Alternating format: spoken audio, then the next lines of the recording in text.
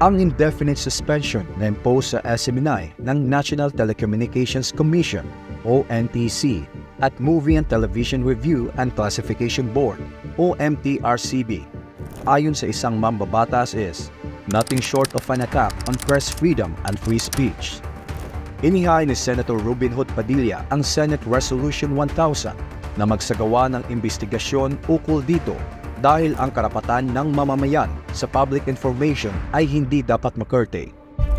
Access to information on matters of public concern and of general interest can help people in democratic decision-making by giving them a better perspective of vital issues confronting our society.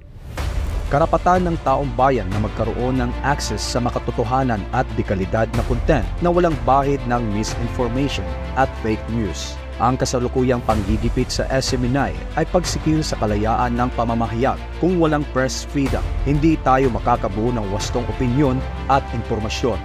Bear in mind that the freedom of expression is the highest of all human rights. Alisin ang kalayaang ito ay mawawala ang lahat ng iba pang karapatang pantao.